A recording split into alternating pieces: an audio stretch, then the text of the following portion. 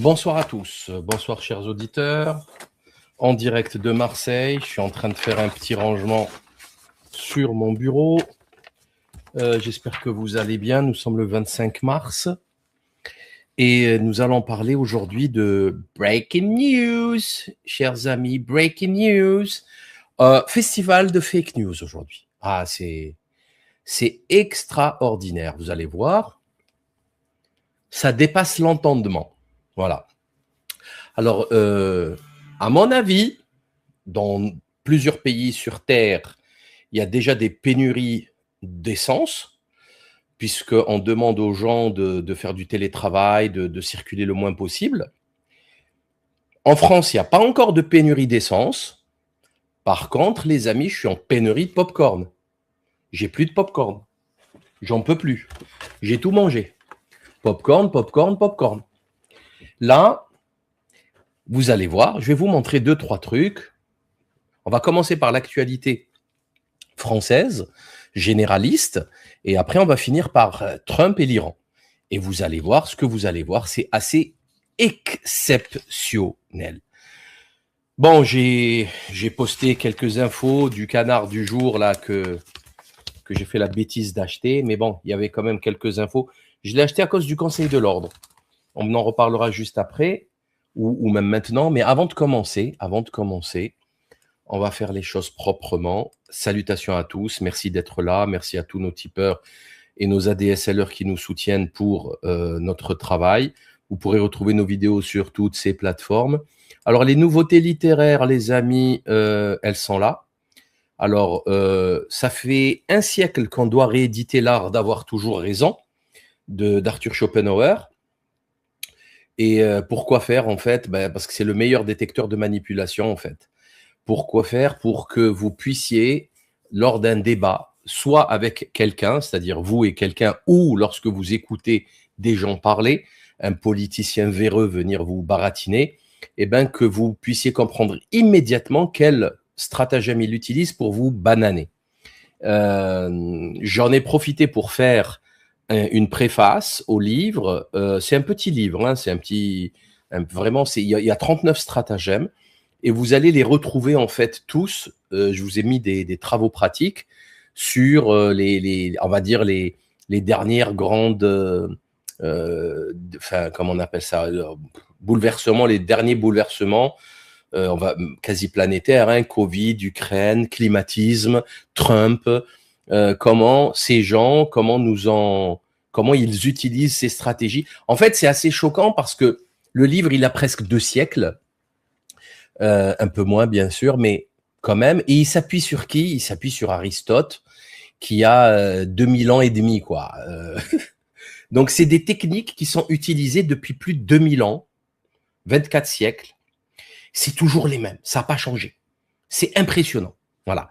Parce que le Schopenhauer, bon, il s'appuie sur les textes grecs et sur la dialectique, l'éristique, etc. C'est très simple à lire, très simple à comprendre, surtout avec ma préface qui donne des exemples simples, clairs. Et ça va vous permettre donc de ne plus tomber dans le panneau et surtout, pourquoi pas, enseigner à vos enfants toutes ces techniques. Vous voyez, c'est des techniques parfois très grossières, mais très grossières. C'est nul. Et bien pourtant, on tombe tous dans le panneau. C'est la nature humaine, c'est comme ça. Par exemple, énerver l'adversaire. On tombe tous dans le panneau, on s'énerve. C'est bête, hein? Alors que non, il ne faut pas s'énerver. Il faut garder son calme pour garder sa capacité de réflexion et de possibilité de réponse pour humilier l'adversaire. Vous voyez? Et vraiment, c'est des trucs qu'il faut connaître et qu'il faut lire et relire. Vous le lisez maintenant, vous le relisez dans 3 mois ou dans 6 mois et vous le relisez encore dans 6 mois. Et après, vous êtes paré. Voilà. Et ensuite, la surprise du chef, c'est Jacob Cohen que nous allons éditer. On va éditer l'excellent Jacob Cohen, l'auteur du Printemps des Sayanim, qui publie aux éditions Fiat Lux chez nous, donc le Printemps des complotistes. C'est un livre de dialogue que j'ai trouvé très, très, très intéressant. Je vous invite à aller écouter Jacob Cohen, cette déclaration récente sur la guerre en Iran avec l'alliance américano-israélienne contre l'Iran. C'est assez... Ce type est d'un courage, c'est vraiment impressionnant.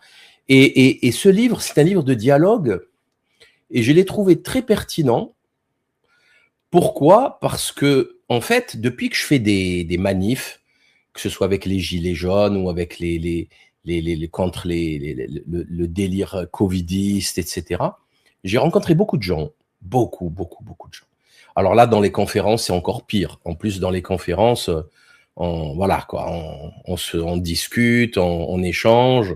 Mais dans les manifs, c'est pire les manifs, parce que on reste 8 heures ensemble, on marche pendant des minutes et des minutes, on discute, bref, on partage beaucoup.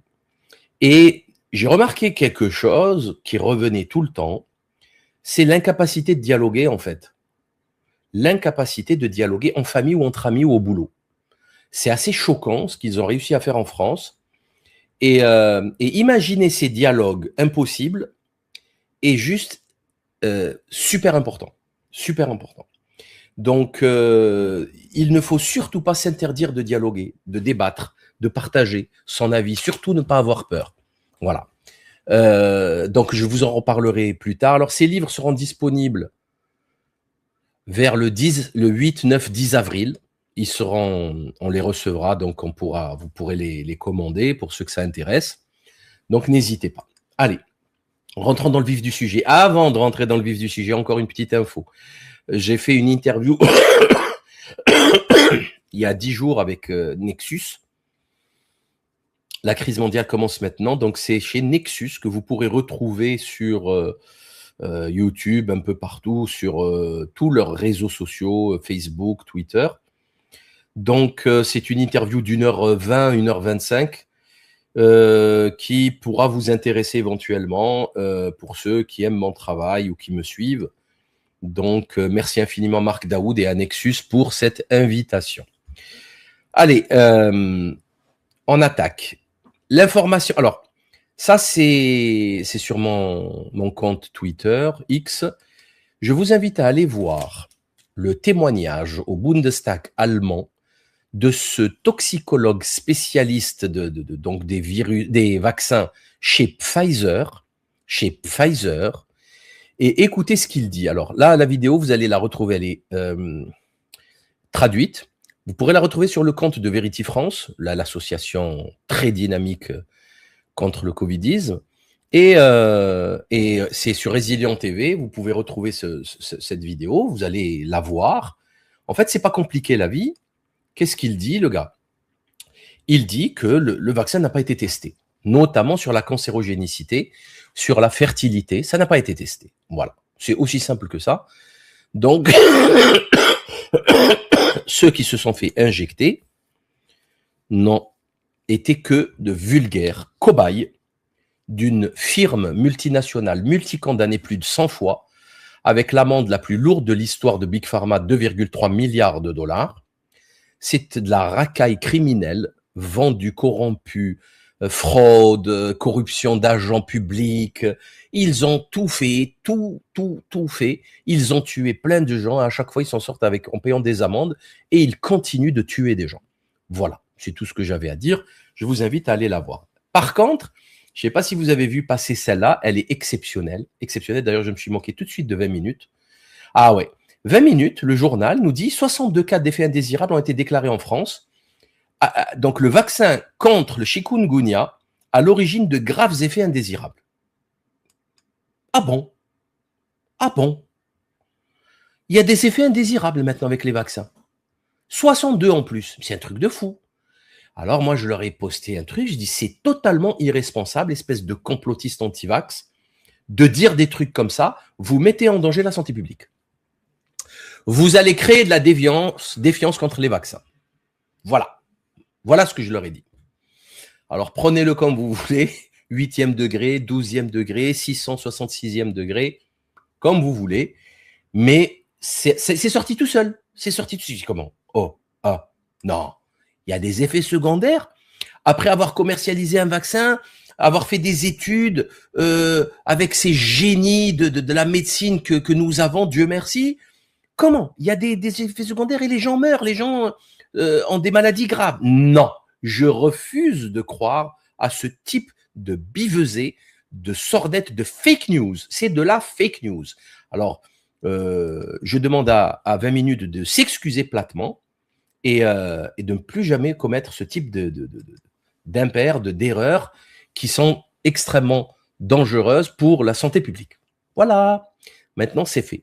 Alors, vous vous rappelez le blackout d'avril dernier, je crois. Je crois que c'était avril de l'année dernière en Espagne.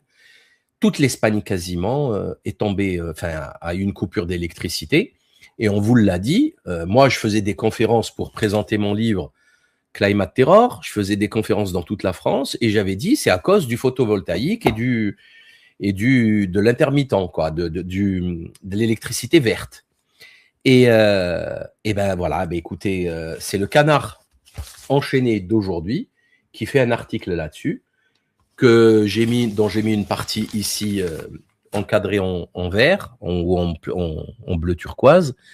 Donc en Espagne, du photovoltaïque en Espagne a dépassé la capacité d'adaptation du réseau, créant des défis de stabilité. Jolie litote. Ce photovoltaïque que 63% des Français interrogés, encore le sondage publié par l'opinion, plébisciterait, serait-il moins solaire qu'il n'y paraît? En fait, c'est ce que dit Jérôme Bouglet, c'est ce que disent les spécialistes, et c'est ce que dit même le rapport de l'institution qui chapeaute tout ça, et surtout la sécurité du nucléaire et des réseaux sociaux, et des réseaux électriques, puisque le nucléaire, il n'y a pas d'accélérateur.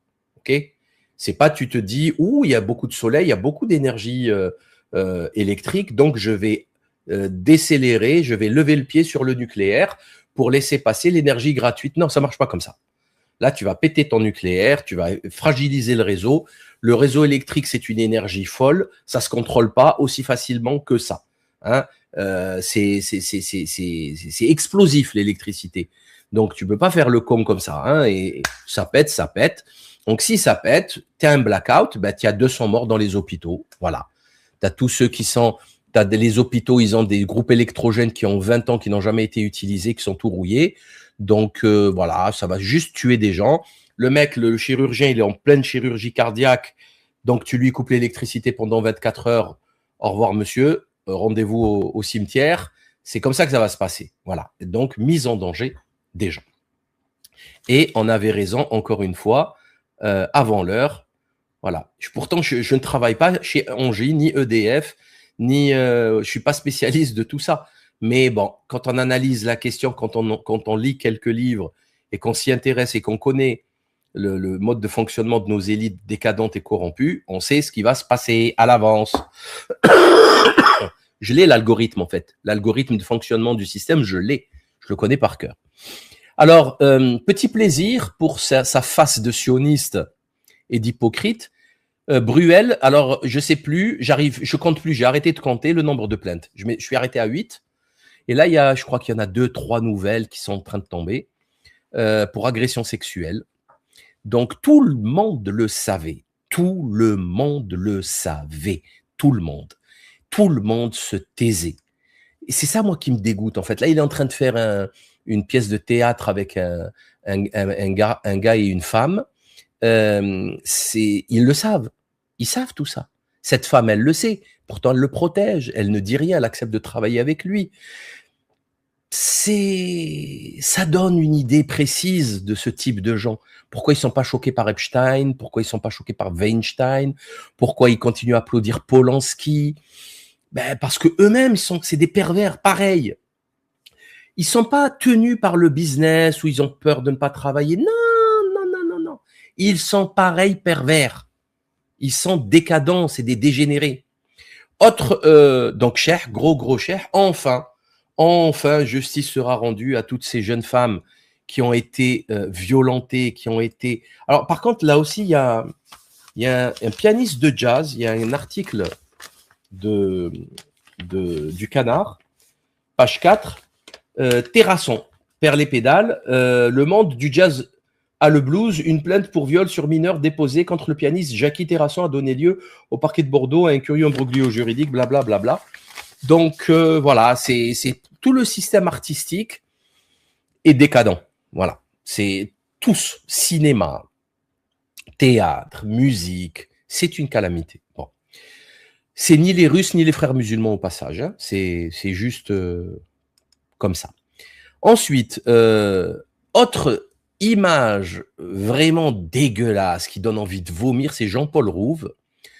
Jean-Paul Rouve qui se fait décerner la Légion d'honneur par Micron, par ce vaurien de Micron. Et du coup, j'ai posté, il pleurait, Jean-Paul Rouve pleurait. Il pleurait, et je le crois sincère quand il pleure, hein. Il a l'impression, je pense, hein, c'est un complexé de la vie, il pense qu'il ne vaut pas grand-chose, et que cette petite breloque va le faire accéder à il est content, il va la montrer à sa mère, il va dire « Maman, voilà, j'ai réussi dans la vie », vous voyez, un truc comme ça, quoi. Il y a quelque chose qui ne va pas. Donc, il chialait. Et donc, j'ai posté ça. Quel degré de bêtise et de servilité faut-il atteindre pour chialer face à Macron te donnant la Légion du déshonneur?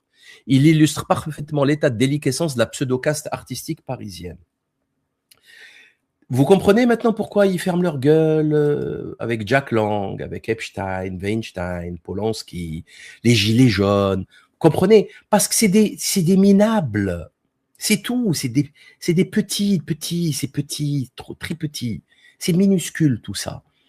Vous voyez ce que je veux dire? Bon, c'est pas Schopenhauer, c'est pas Goethe, c'est pas Voltaire. C'est un type qui montrait ses fesses, qui sur Canal+, qui croyait qu'il était drôle. C'est les Robins des Bois, je crois, si ma mémoire est bonne.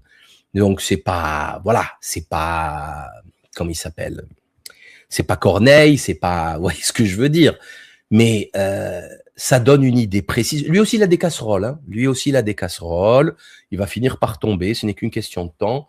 On verra. Alors, concernant la culture, ou plutôt les cutéreux de Germano Pratin, je ne sais pas si vous avez vu celle-là. Pareil, c'est le Canard enchaîné d'aujourd'hui. Jack Lang n'a pas fini de faire son cinéma. L'ex-président de l'Institut du monde arabe ne voulait pas attendre pour rentrer, pour prendre sa place de cinéma. Il a gueulé, il a dit non, je rentre. Moi, j'ai tellement fait pour la culture. J'ai tellement fait pour la culture. Alors, je ne sais pas si vous avez vu aussi Macron à Lima, à l'Institut du monde arabe. Je ne sais pas pourquoi il était allé pour, je crois, il y avait une exposition, une connerie comme ça. Un truc qui sert à rien, encore une fois, et qui est payé par les contribuables, par les pigeons que nous sommes. Il a rendu hommage à Jack Lang. Macron ne rate aucune occasion pour déféquer sur la France, ses institutions et son peuple. Dès qu'il peut, il y va. Et vous allez voir après, je vous ai gardé le meilleur pour la fin, c'est Chibrit à Washington avec Melania Trump. Alors là, c'est le combo. Là, c'est le quartet quintet plus dans l'ordre.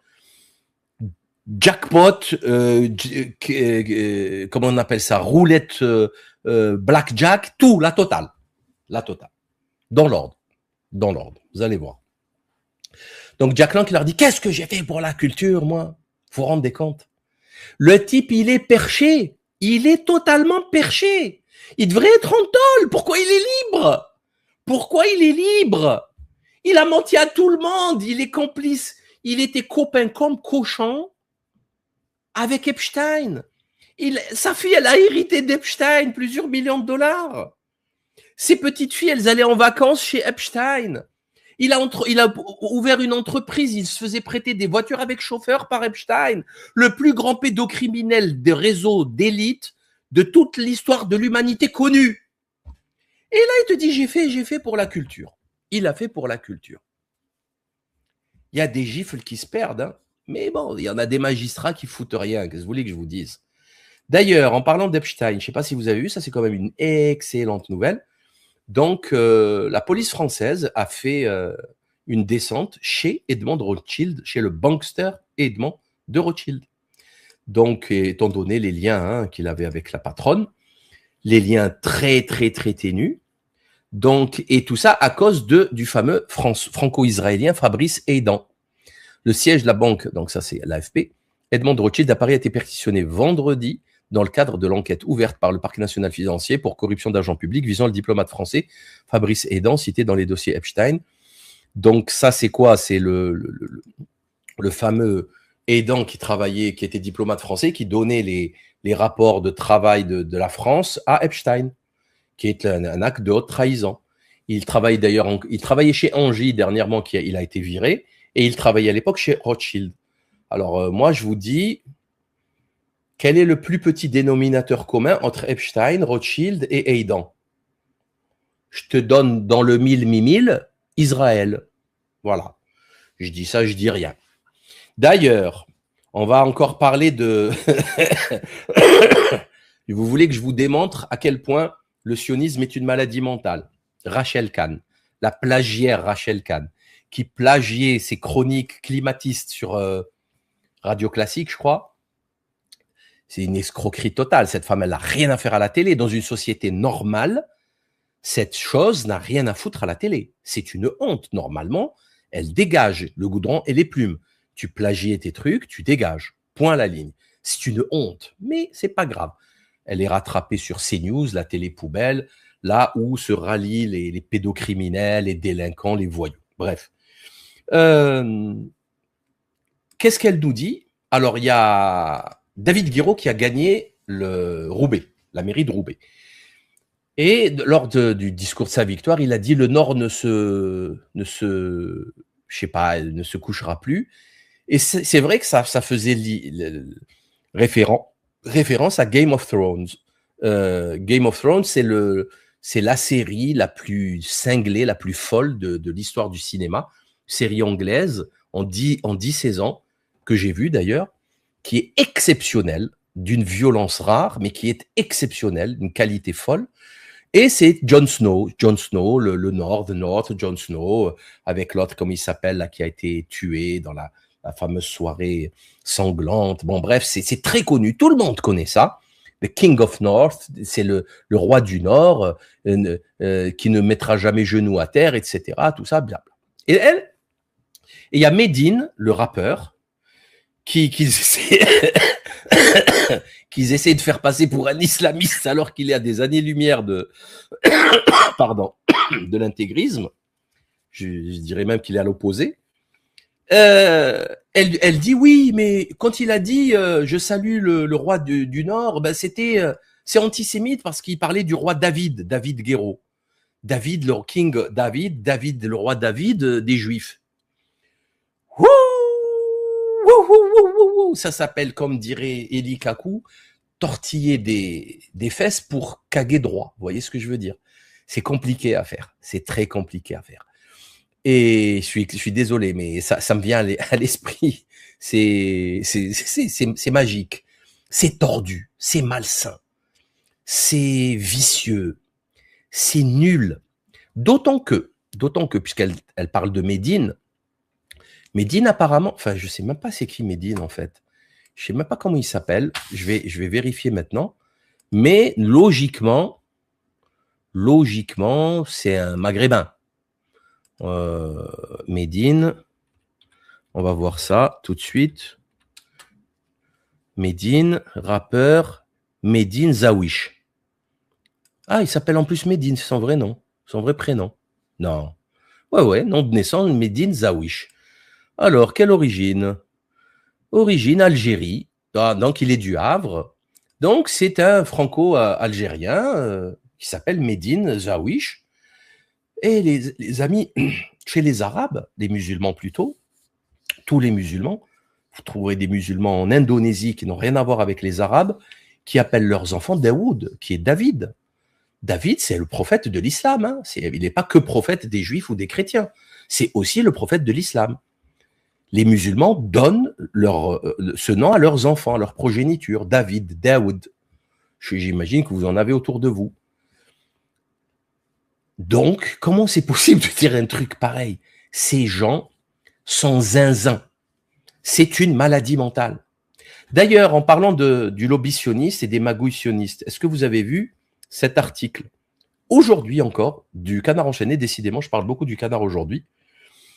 Campagne de désinformation anti-LFI qui intrigue les services de renseignement et qui vient de Tel Aviv, Israël. localisés en Israël. Donc, elle touchait Guiraud, Delogu et Picmal, donc Roubaix, Marseille et Toulouse. Et c'était des fermes à bottes pour faire des faux sites, des accusations de pédophilie, de viol, des conneries comme ça, et pour déstabiliser un scrutin. Et là, pour le coup, c'est les sionistes, c'est pas les Russes, c'est pas les fréristes, c'est les sionistes. Qu'est-ce qu'on fait maintenant? Qu'est-ce qu'on fait maintenant? Quand tu as une déstabilisation, une ingérence étrangère lors d'élections, ce qui est gravissime, hein, de la part de Tel Aviv, de la part de Netanyahou et sa clique de criminels génocidaires, on fait quoi? Ben on fait rien, parce que la France, c'est la serpillière du lobby sioniste, du lobby Elnet et du CRIF. C'est comme ça. Qu'est-ce que vous voulez que je vous dise? Avant de rentrer dans le vif du sujet avec l'Iran et Trump, je ne sais pas si vous avez vu celle-là. Je ne l'ai pas encore lu, je pense que je vais l'acheter dès que je passerai sur une... Enfin, je pense vendredi, je vais me le procurer. Le dernier numéro de Society, l'affaire des faux espions de la DGSE, de la loge maçonnique à Tanor, dont le procès va se tenir à partir, je crois, du 30 mars. Donc, c'est lundi prochain ou mardi prochain, un truc comme ça. Ou peut-être même... Oui, c'est ça. La semaine prochaine, donc, va se tenir le procès qui implique des francs-maçons haut gradés de la DGSE, la police, etc., qui ont tué des gens et qui ont commandité des assassinats en France.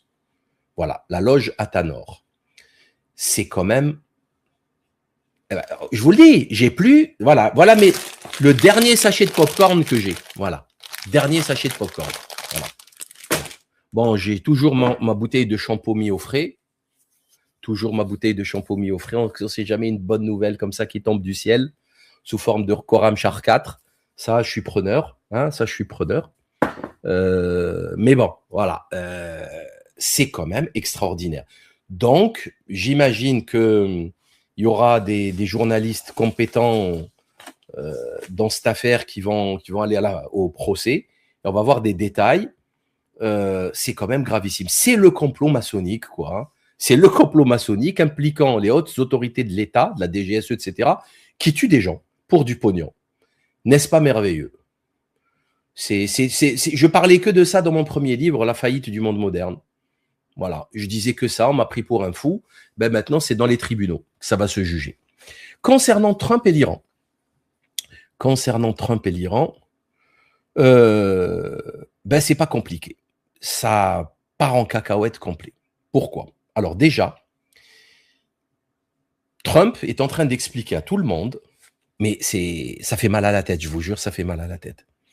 Trump est en train d'expliquer à tout le monde que les Iraniens sont en train de négocier avec lui et qu'ils lui ont offert un très gros cadeau et que ça avance bien, que lui, il avait mis dans ses négociations 15 conditions. Et les 3 premières conditions, c'est la réouverture du détroit d'Ormuz. Le mec, tout ce qui sort de sa bouche ne veut rien dire. OK? Ça ne veut plus rien dire. Pour moi, c'est simple, il est fou. Il a perdu la raison, il est sénile, il est fou. Il est complètement zinzin. Il est taré, il est starbé. Alors du coup, les gens, regardez, hein, c'est pas moi encore là, c'est 20 minutes, l'Iran se moque de Trump et dit que les États-Unis négocient avec eux-mêmes. Vous voyez? Du coup, tout le monde se moque de lui, tout le monde se fout de sa gueule, avec la fameuse séance chez le psychanalyste. Alors, les Iraniens avec qui tu parles depuis 2 jours, est-ce qu'ils sont avec nous dans cette salle, dans cette chambre, dans cette... Vous voyez? C'est le 6e sens, le film. Il n'y a que lui qui les voit, en fait. Et il y a plein de mèmes qui sortent, des montages photos. Voilà, Trump en train de négocier avec lui-même. Alors, je répète, les amis, c'est important, parce que je crois que vous n'avez pas compris le schmilblick pour ceux qui ne sont pas au courant. Je répète, Trump dit qu'il négocie avec l'Iran. D'ailleurs, il va plus loin. Non, il va beaucoup plus loin. Trump, il dit qu'il a détruit l'Iran, il a gagné la guerre, et que là, maintenant, à terre, ils sont en train de négocier, ils ont accepté de négocier, que ça avance très bien, et qu'ils lui ont offert un super gros cadeau. Et tout de suite, les Iraniens disent non, non, on n'a rien promis, nous, on négocie pas. Déjà, ils ont sorti des négociations son beau-fils et Witkoff, Jared Kushner et Steve Witkoff, ils les ont sortis. Alors on dit ça, c'est des atouts, c'est des escrocs sionistes de Tel Aviv. On veut pas négocier avec eux. D'après ce qui se dit, ils veulent parler avec J.D. Vance. Bon, pourquoi pas. Mais sinon, là, on nous parle du Pakistan qui serait devenu l'intermédiaire pour discuter. On passe plus par le Bahreïn et Oman et compagnie. Mais bon, mais eux, ils veulent pas négocier, en fait. D'ailleurs, il se dit que parmi les points, les exigences de Téhéran, 6 points, dont le contrôle du détroit d'Ormuz, le paiement de taxes, l'arrêt de la guerre et la non-poursuite de la guerre plus tard, parce qu'il faut être complètement con, on va se le dire, signer des accords avec Trump, il faut être complètement débile. C'est complètement con. Ça n'a ni queue ni tête. C'est ce qu'ils ont fait il y a 8 mois, la guerre des 12 jours. Ça a repris, bon, ça n'a ni queue ni tête. L'arrêt des bombardements du Hezbollah par l'entité sioniste. Qu'est-ce qu'ils exigeaient aussi? Oui, le paiement des dégâts de la guerre, de tous les bombardements, quelques milliards, et la fin de toutes les sanctions contre l'Iran. Avec la possibilité de poursuivre son programme balistique, ce qu'ils vont faire, que vous le vouliez ou non. Je me demande pourquoi c'est dans ces négociations, puisqu'ils l'ont fait. Avec toutes les sanctions depuis 47 ans qu'ils ont sur le dos, ils ont réussi à avoir un programme balistique d'une extraordinaire efficacité. D'ailleurs, maintenant, il y a des montages et il y a les Iraniens qui se vantent d'avoir des drones sous-marins de 6 mètres de long qui peuvent porter, donc électriques, super silencieux, descendre jusqu'à 200 mètres, porter une charge explosive de 200 kg, avec une autonomie de 600 km. 600 km. Avec un détroit d'Ormuz qui fait 30 km de large. Combien de fois ils peuvent faire des allers-retours? 10 fois. 10 fois, il fait des allers-retours avec une seule charge. Je ne sais pas si vous vous rendez compte. Il tourne, et il attend que, d'ailleurs, les Iraniens ont affirmé avoir bombardé le porte-avions Abraham Lincoln. Ils ont affirmé avoir bombardé avec un missile de croisière le porte-avions Abraham Lincoln. Et je ne sais pas si vous vous rendez compte le délire. Alors, excusez-moi, una secundo.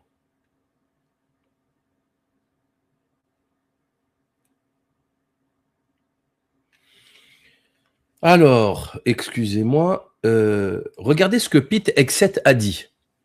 Le dégénéré alcoolique et ministre de la guerre, Pete Hegseth, affirme que l'Iran a été terrassé et pourtant ils viennent de bombarder le porte-avions Abraham Lincoln ainsi que de nombreux pays dans la région. Sidérant. Qu'est-ce qu'il dit? Jamais dans l'histoire un pays n'a été vaincu comme l'Iran a été. Nous l'avons rayé de la surface de la terre et ensuite il a été vaincu. Déjà, cette phrase, elle veut rien dire. Mais le même jour aujourd'hui, donc l'Iran dit avoir bombardé l'Abraham Lincoln et on sait qu'ils ont bombardé la Jordanie, le Bahreïn, le Koweït et l'Israël. C'est-à-dire ils bombardent plusieurs pays, les Américains, et ils ont des exigences, ils n'en ont rien à cirer en fait des âneries de Trump et de ses collègues. Je rappelle que Pete Hegseth a volé l'association des vétérans. Je rappelle qu'il a été violent envers sa conjointe et que c'était un alcoolique. Voilà. Pendant que les Iraniens, c'est des bac plus 12, bac plus 30, des philosophes, des chirurgiens cardiaques, etc. Voilà où nous en sommes aujourd'hui. C'est quand même hallucinant. Et concernant le cadeau, alors il leur a dit, nous allons faire un énorme cadeau qui coûte très cher. Il a un rapport extraordinairement malsain avec le pognon, Trump. Très malsain avec le pognon. Et donc, Trump affirme que les États-Unis négocient en ce moment avec l'Iran, qui leur a offert un très gros cadeau. Donc, je lui ai posté un petit cadeau. Je lui ai dit, ouais, un très gros cadeau, ouais, c'est le Khorram Sharkat, oui. Ils lui ont offert le Khorram Sharkat, oui. Il va se prendre sur l'Abraham Lincoln. Il va vite comprendre c'est quoi comme cadeau. Et mais tu as du mal. Enfin, franchement, tu as du mal. Il a un vrai problème avec l'argent, ce dégénéré. Mais attention, pour les trompettes, on n'a pas compris le plan. Le plan Q. Vous voyez, le plan Q avec Stormy Daniels. C'est le plan QAnon. Le plan Q de Trump, c'est Stormy Daniels, en fait. C'est tout, ça s'arrête là. Hein. Bande de dégénérés, bande de guignols. Bah, arrêtez vos conneries. Arrêtez, ce type est taré. Arrêtez, vous vous enfoncez avec lui. C'est ridicule. C'est ridicule. Pourquoi il dit ça? C'est débile. C'est débile, c'est profondément stupide. Ça n'a ni queue ni tête. Quand il parle, il dit n'importe quoi. Il n'y a plus personne qui suit. Il a dit l'Arabie Saoudite nous pousse à la guerre. 5 minutes après, les Saoudiens disent non, nous on n'a jamais dit ça. On n'a jamais dit qu'on voulait prolonger la guerre contre l'Iran. Oui, c'est n'importe quoi. Ça n'a ni queue ni tête. Vraiment, c'est impressionnant ce qui se passe. C'est impressionnant. Bref, et par rapport au rapport à l'argent, on nous a expliqué que l'ayatollah Khamenei Mojtaba, le dernier, là, le remplaçant, était milliardaire, qu'il avait pillé l'argent de l'Iran. Et en fait, quand tu les vois, moi j'ai visité l'Iran, je suis resté une petite semaine et j'ai vu la maison de Khomeini. Et c'est des maisons plâtre peinture, hein. Vous voyez ce que je veux dire? C'est très, très modeste. Vous avez vu comment il s'habille ou pas? Est-ce que vous avez vu comment il s'habille? C'est une tenue traditionnelle religieuse, puisque c'est le grand moufti, le grand guide du pays. Je sais pas, dans sa garde-robe, il doit y en avoir pour 500 €. Il doit en avoir pour 500 € dans sa garde-robe à Khamenei. Tu mets en face, Trump, Mar-a-Lago, toutes les dorures, la robinetterie en or, voyez, le vulgaire trumpiste, tu vois qui a un problème avec l'argent quand même. C'est assez malsain tout ça, c'est très curieux, hein. C'est très très curieux. Alors pour finir, je ne sais pas si vous êtes au courant, mais Karim Khan, l'ex-patron de la CPI, de la Cour pénale internationale, qui avait été discrédité avec des allégations d'inconduite sexuelle, eh ben, les juges qui ont enquêté sur lui, ben, ils l'ont totalement innocenté. Donc c'était un coup de Trafalgar, une ingérence israélienne pour le discréditer à cause des mandats d'arrêt internationaux contre l'ordure de Netanyahou et l'ordure de Gallant. Donc ça, c'est une excellente nouvelle. Je ne sais pas si vous avez vu celle-là aussi en Grande-Bretagne, qui est un pays en pleine décomposition. Des dizaines plus de 170 marins surpris en train de consommer des drogues dures dans les sous-marins nucléaires britanniques. Donc, cocaïne, cannabis, ecstasy et autres stéroïdes. 16% du personnel de ces sous-marins, c'est des junkies. Les sous-mariniers, c'est des junkies. C'est énorme. Ils ont tous été virés. Allez savoir s'ils les ont remplacés, mais ça donne une idée précise de la situation. Voilà. C'est très sous-marin nucléaire. Ils ont un bouton nucléaire. Hein. Donc le mec, il est complètement shooté, cocaïné. C'est effrayant, vraiment. Alors pour enfoncer le clou. Alors oui, bon, les conséquences de cette guerre en Iran, c'est toujours en cours. Il n'y a rien qui change. Pour moi, c'est pas compliqué. Ils sont en train de préparer une invasion terrestre. Moi, je dis chiche, allez-y, chiche, sur l'île de Kharg, et allez-y, vraiment, allez-y. Ça va pas être le Vietnam, ça va être Dexter, ça va être la boucherie, voilà. Elle va changer de nom, l'île, ça va devenir l'île rouge, voilà, l'Alhambra, l'Hamra.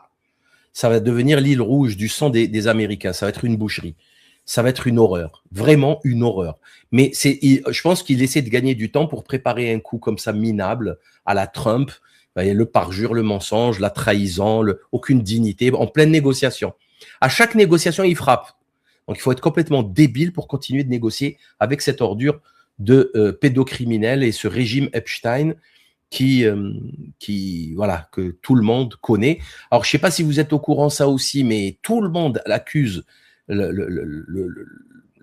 La famille de Trump et l'entourage de Trump de délit d'initié, puisque à chaque fois qu'il fait une déclaration 5 minutes avant, il y a des gros achats sur les marchés financiers.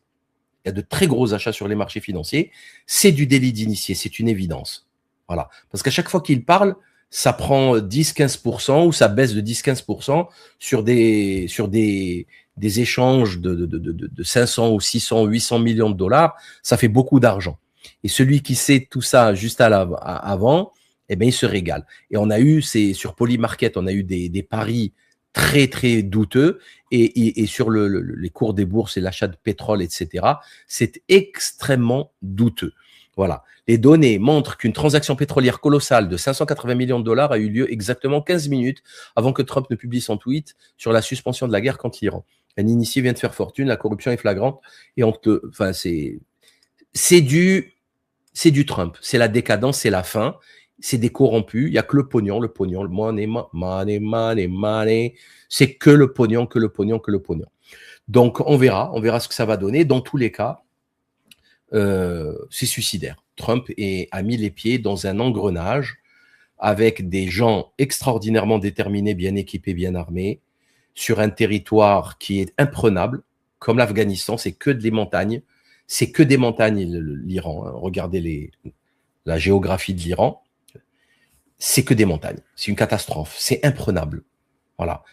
Allez-y, vous allez bombarder pendant 20 ans l'Iran comme l'Afghanistan pour finir par remplacer les talibans par d'autres talibans. C'est pas les mêmes. Ils ont vieilli les premiers ou ils sont morts dans la guerre, mais c'est leur remplaçant. Voilà.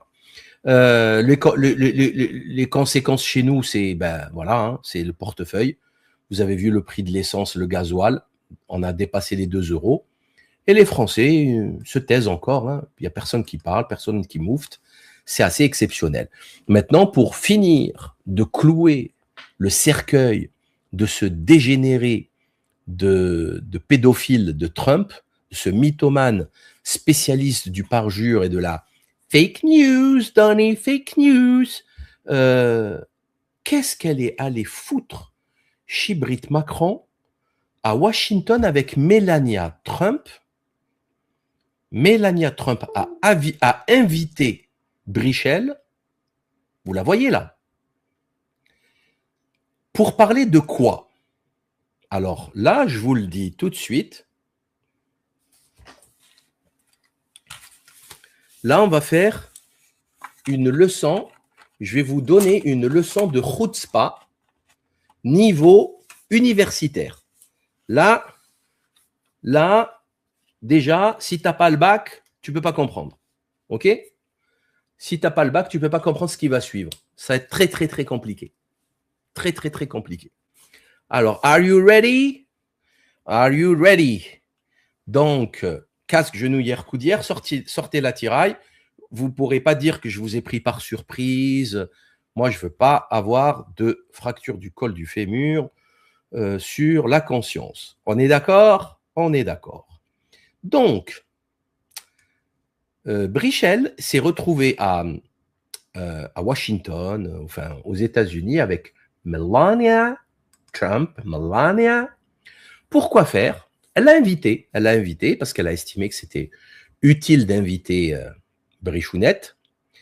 Pourquoi? Pour parler de quoi? Alors là, j'y vais, hein, je suis désolé, j'y vais, j'ai cliqué, c'est trop tard. Pourquoi? Brigitte Macron va participer mercredi à une réunion de Melania Trump à la Maison-Blanche. Brigitte Macron prendra la parole à l'occasion d'une réunion organisée par Melania Trump sur le thème du bien-être des enfants à l'ère numérique. Du bien-être des enfants à l'ère numérique. Elle qui a corrompu Macron alors qu'il avait 15 ans, Brichel, et Melania, la prostituée, la catin d'Epstein, qu'il a donnée à Trump. Epstein, le pire pédocriminel de réseau de toute l'histoire des États-Unis. Et ces deux grognasses de guignoles, elles nous parlent de protection des enfants à l'ère du numérique. Moi, je dis stop. Moi, là, tu t'arrêtes chez moi, là. Ça passe plus après derrière. Ça s'arrête là. Je peux plus. J'en peux plus de ces gens. J'en peux plus. Ils ne s'arrêtent devant rien. Ils n'ont honte de rien. Leur visage ne ignore le sentiment de honte. C'est dramatique. C'est catastrophique. C'est clair ou pas? C'est catastrophique. Et les gens continuent de « tout va bien, tout va bien ». Ils veulent protéger les enfants. Moi, je vais vous montrer, là par contre, ça va être violent, faites attention. je vais vous montrer l'image d'un enfant de Gaza blessé par les bombardements sionistes. Voilà des enfants à protéger, qui existent, protégés contre la barbarie sioniste. Melania, piece of shit. Hein, Melania? Ça, c'est à protéger. Mais non, ça, tout va bien. Si c'est Tel Aviv qui bombarde, tout va bien. OK? Parce que si tu ouvres ta gueule, tu es antisémite. C'est comme ça. Donc, là, tu bugs. Et ça, c'est dangereux parce que, en fait, ils vont tellement loin qu'ils arrivent à te faire bugger, à te dire non, c'est irréel, c'est pas possible. Si, c'est réel. Si, c'est réel. Il va falloir réagir à un moment donné, les amis. C'est plus possible, là. Ça va trop loin. Ça va trop loin. C'est extraordinairement violent. OK? Bon. Je rappelle que leur ami, leur très très proche ami, le financier, le patron de Mimi Marchand, c'est Xavier Niel. Et Xavier Niel, dans ses serveurs, les serveurs de Free de Niel sont ceux qui hébergent le plus de contenu pédocriminel. Et ça vient après te parler de protection de l'enfance. Les amis, prions tous ensemble. Prions tous ensemble, avec moi. Puisse Dieu les maudire. Puisse Dieu les maudire. Puisse Dieu les maudire de la pire des manières. Amen. Voilà. C'est tout ce que j'avais à vous dire. Ça, c'est la prière du faible. C'est la prière de la personne qui ne peut rien faire, qui ne peut pas changer les choses, mais qui se réfugie auprès du Seigneur, qui se réfugie auprès du Seigneur, auprès de Dieu, pour réclamer justice. Voilà. Donc Dieu seul sait. S'ils n'ont rien fait, ils n'auront rien. S'ils ont fait, ils pourriront en enfer pour l'éternité. Et étant donné que je sais que Dieu est juste, que l'éternel c'est un des attributs de Dieu, hein, le juste, al-haq. Donc j'imagine qu'il leur réserve un sort ouf, qui ne fera qui ne pourra que nous satisfaire. Voilà. Donc voilà ce que je voulais vous dire pour aujourd'hui. J'ai terminé. C'est bon. Ouais, j'ai tout vu. Bah écoutez, merci de partager, liker, commenter. Surtout, je vous rappelle quand même la sortie pour la semaine donc entre le 8 et le 10 avril qui vient. C'est dans pas longtemps, hein, c'est dans 15 jours. Donc l'art d'avoir toujours raison. Comment savoir débattre, comment savoir, comment connaître et détecter les techniques de manipulation de vos interlocuteurs et notamment des politiciens roublards, des politiciens corrompus, des politiciens véreux. Donc avec une petite préface de ma petite personne pour vous donner des exemples pratiques. Et enfin, nous avons l'honneur de publier donc Jacob Cohen, son dernier livre, Le Printemps des complotistes, qui est un livre de dialogue pour parler des différents sujets autour du complotisme et de l'accusation de complotisme, que ça soit le wokisme, que ça soit les sayanimes, que ça soit un peu tout, le covidisme, les différents lobbies, bon bref, je pense que vous allez apprécier sa lecture et on vous présentera bien sûr l'ouvrage plus tard avec une interview de l'auteur, conférence, etc. Ciao tout le monde, passez une très bonne soirée, bonne fin de semaine. Salut.